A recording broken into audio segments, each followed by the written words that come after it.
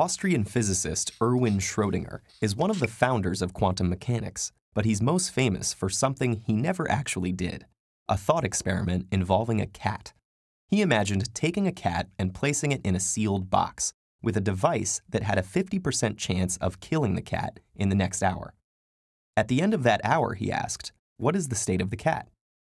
Common sense suggests that the cat is either alive or dead, but Schrödinger pointed out that according to quantum physics, at the instant before the box is opened, the cat is equal parts alive and dead at the same time. It's only when the box is opened that we see a single definite state. Until then, the cat is a blur of probability, half one thing and half the other. This seems absurd, which was Schrödinger's point.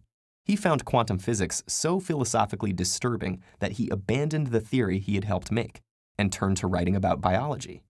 As absurd as it may seem, though, Schrödinger's cat is very real.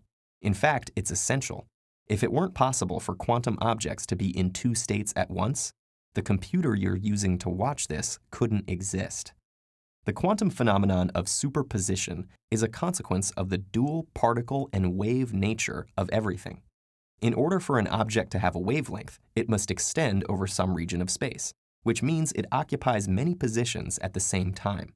The wavelength of an object limited to a small region of space can't be perfectly defined, though, so it exists in many different wavelengths at the same time. We don't see these wave properties for everyday objects because the wavelength decreases as the momentum increases, and a cat is relatively big and heavy. If we took a single atom and blew it up to the size of the solar system, the wavelength of a cat running from a physicist would be as small as an atom within that solar system. That's far too small to detect, so we'll never see wave behavior from a cat. A tiny particle like an electron, though, can show dramatic evidence of its dual nature. If we shoot electrons, one at a time, at a set of two narrow slits cut in a barrier, each electron on the far side is detected at a single place at a specific instant, like a particle. But if you repeat this experiment many times, keeping track of all the individual detections, you'll see them trace out a pattern that's characteristic of wave behavior, a set of stripes, regions with many electrons separated by regions where there are none at all. Block one of the slits and the stripes go away. This shows that the pattern is a result of each electron going through both slits at the same time. A single electron isn't choosing to go left or right, but left and right simultaneously. This superposition of states also leads to modern technology. An electron near the nucleus of an atom exists in a spread-out wave-like orbit. Bring two atoms close together, and the electrons don't need to choose just one atom, but are shared between them. This is how some chemical bonds form. An electron in a molecule isn't on just atom A or atom B, but A plus B. As you add more atoms, the electrons spread out more, shared between vast numbers of atoms at the same time.